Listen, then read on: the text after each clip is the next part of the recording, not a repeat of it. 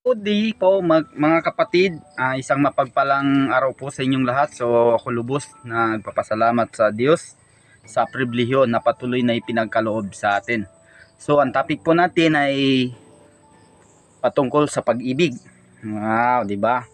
Pag-ibig, pag pag-ibig yung papag-usapan. Alam na natin talaga yung mga kabataan, kilig na kilig, paborito yan ng mga young people yung patungkol sa pag-ibig. So ano ba yung pag-ibig? Ito ba yung pag-ibig na awit na nandahil sa pag-ibig natutong magtiis nang dahil sa pag-ibig naging sunod-sunuran ito. At ito rin ba yung tinutukoy ni Maha Salvador sa kanyang awitin na pwede bang umibig na hindi nasasaktan? Diba? Yun yung awitin. So ano bang pag-ibig? Diba? Sabi ni Pablo sa unang Korinto chapter 13 verse 1, sabi niya, kung makapagsalita man ako ng iba't ibang wika ng mga tao at ng mga anghel, ngunit kung wala akong pag-ibig, wala akong mapapala. No. Now, yung pag-ibig pala ay talagang maproseso. Yung ang kailangan yung may nakikita sa buhay mo. 'Di ba? May sacrifice. Kasi nga hindi mo pwedeng sabihin na kagaya nga sinasabi ko, kapag wala kang pera, pwede kang magtrabaho, magkakaroon ka ng pera. Kapag wala kang trabaho, pwede kang mangutang. Tapos kung walang magpautang sa'yo, pwede kang magnakaw, magkakaroon ka ng pera, di ba? Pero sa pag-ibig, process yan process. Hindi mo pwedeng sabihin sa isang tao na alam mo, mahal na mahal kita, hindi ko lang kayang maipakita sa iyo. 'Di ba? Napakahirap 'yon. Yun yung magiging dahilan ng away nyo kasi nga dahil sa pag-ibig. So ano bang pag-ibig?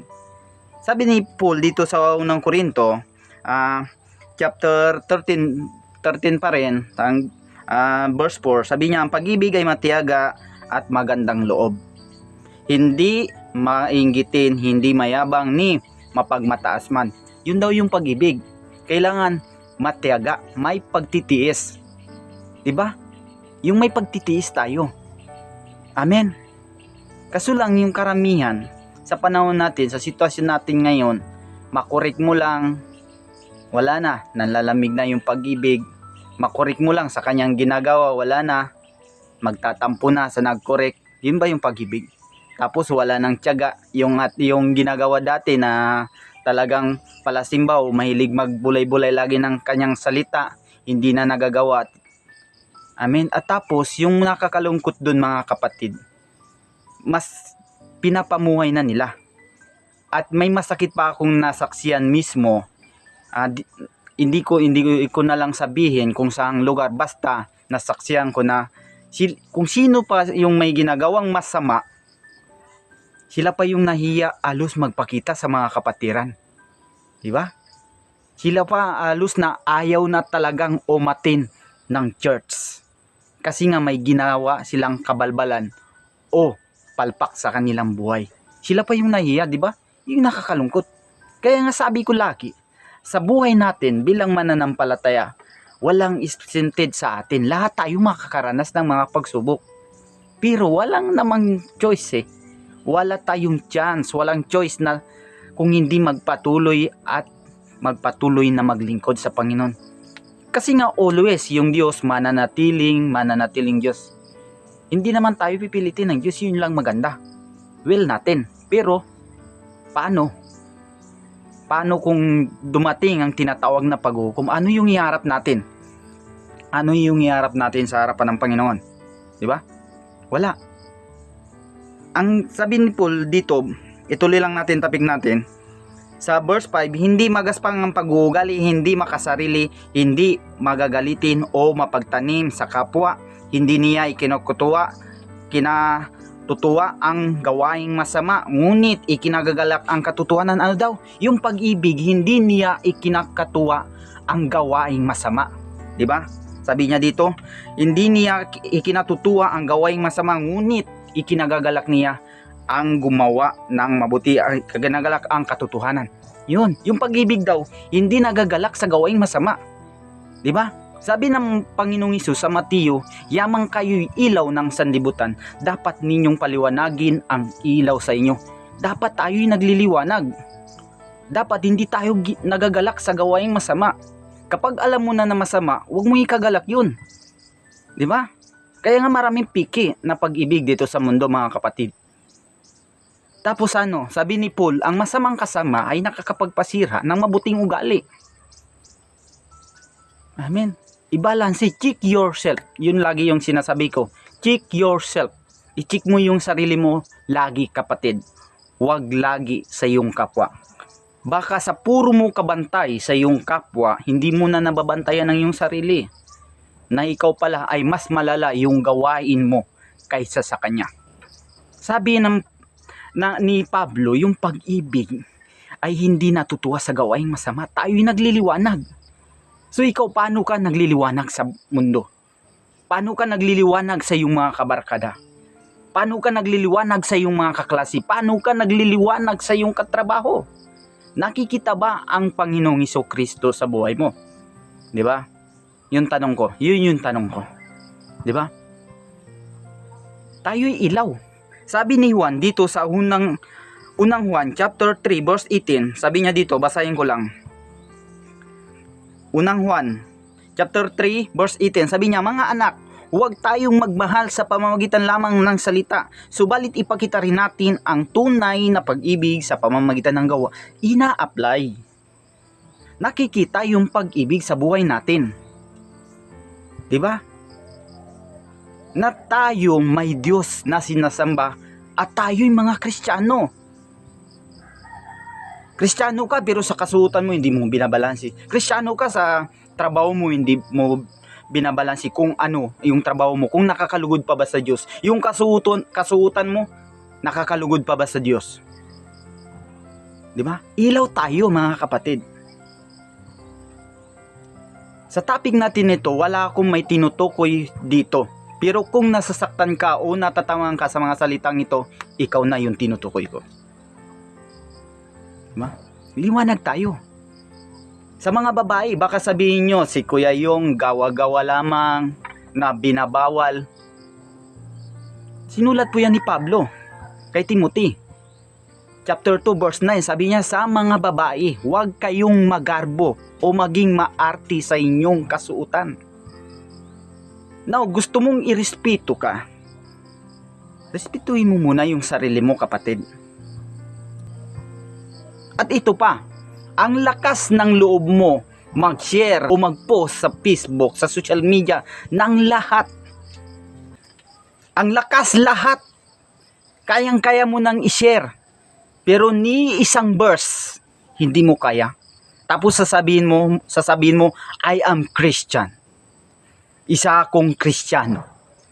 Isa akong tagasunod ng Panginoon. Sabi ni Paul, yung isang alagad ay hindi abala sa hindi angkop sa pagiging alagad. So, kinong alagad ka ba? Diba? Kaya nga sabi ko kanina, check yourself, i-balance mo, i-check mo yung sarili mo.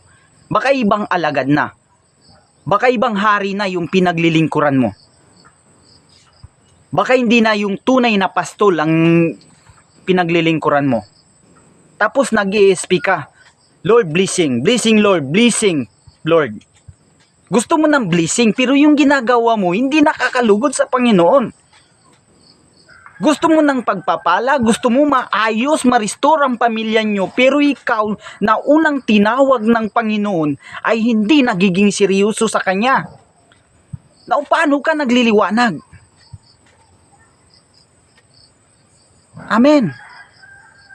Sabi ng Panginoon, walang nagsisindi ng ilaw na tinatago sa loob ng banga. So yung ilaw mo, baka tinatago mo lang. O baka aandap-andap na. Tapos, okay lang. Alam mo nang aandap-andap pa, nagiging normal pa rin yung paggawa mo. Gusto mo pa rin magmayabang sa Diyos. Nasusunod ka na lang, sa susunod na lang mag-church, sa susunod na lang magbasa ng salita, maikli na lang yung panalangin mo, o baka nananalangin ka na lang kung kailangan mo. Hello? Kaya nga sabi ko kanina, wala akong may pinapatamaan sa mensahe na to. Pero kung isa ka sa natatamaan, ikaw na yung pinapatamaan ko. Amen. Mahal tayo ng Diyos. Alam nyo mga kapatid, kaya lagi kong pinapanalangin sa Panginoon na bigyan ako ng tapang na mag-share kahit dito sa social media. Bakit? Kasi maraming Kristiyano sa panahon natin ngayon, kagaya nga sabi ko kanina, lahat kaya nyong i-post, pero yung salita ng Panginoon hindi nyo kaya. Kaya Lord, sabi ko, bigyan nyo ako ng tapang. Kaya sa social media, ma-share ko yung salita, ma-share ko yung pag-ibig. Dahil mahal kayo ng Diyos. Ayaw ng Diyos na mapariwara ang buhay nyo. Ayaw ng Diyos na mapahiwalay kayo sa Kanya. Ayaw ng Diyos na mapahama kayo. Gusto lagi ng Panginoon ay maligtas kayo at makapiling niya sa Kanyang kaharian. Amen. Yun yung gusto lagi ng Diyos. Kaya naririnig mo to kasi nga may gustong ipaunawa sa iyo ang Diyos. Amen. Hindi pa huli ang lahat, kapatid. Hanggat tayo'y nabubuhay. So now, paano tayo magiging seryoso? Sa susunod na? Sa susunod na? Hindi. Ngayon na. Ngayon na tayo maging seryoso, mga kapatid. Kasi nga, life is short. Maikli ang buhay. Kasi kuya, yung kailangan ko naman kasi nag-aaral, kailangan ko mag-focus sa pag-aaral. Kasi kuya, yung kailangan ko talaga kasi kailangan ko mag-focus sa trabaho. Kailangan ko yung ang trabaho, kailangan ko mag-aral, kailangan kasi mapatapos ko yung mga kapatid ko, kailangan kasi makatulong ako sa pamilya ko. Kailangan ko trabaho ko, makatulong ako sa pamilya ko, ganun. So paano mo nasisiguro na buhay ka pa bukas? Paano mo nasisiguro na makakamit mo ang pangarap mo? Paano mo masisiguro na makakatulong ka nga sa magulang mo, sa pamilya mo? Life is short. Yun lagi sinasabi ko, mga kapatid. Maikli ang buhay dito sa mundo. Amen. Hindi masama. Hindi ko rin sinabi, kapatid, na huwag ka nang mag-aral, huwag ka nang magtrabaho. Hindi ko po sinasabi ng ganon. Mag-aral po kayo sa nag-aaral. Saludo po ako sa inyo.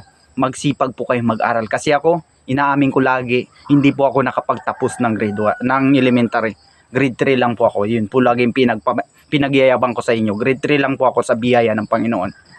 Kaya nga, inggit na inggit ako sa inyong mag-aral. Amen. Hindi ko po sinabi na wag na po kayong mag-aral. Yung gusto kong yung ipaunawa sa inyong mga kapatid, sa mga nag-aaral, doon pa rin tayo sa seryoso na paglilingkod sa Panginoon. Amen. Huwag nating hayaan na ating paglilingkod sa Panginoon dahil lang sa ating pag-aaral ay mawala. Walang saysay. Di ba? Makamit man natin lahat dito sa mundo. Ang tagumpay dito sa mundo, magtagumpay man lahat tayo sa ating pangarap, ngunit hindi natin kasama ang Panginoon, useless. Jesus is the way, ang Panginoon ang daan, ang kaligtasan at ang buhay. Now, kung hiwalay tayo sa puno, wala. Di ba? Sabi nga ng Panginoon, ako ang tunay na puno ng ubas. Ang sinumang hiwalay sa akin ay may kapahamakan. Hindi magbubunga. Amen. So yun lang mga kapatid. God bless us all. Hindi po ako galit sa inyo. Galit lang ako sa mga ginagawa nyo. Amen. Pagpalain po kayo. Sa Diyos po ang papuri.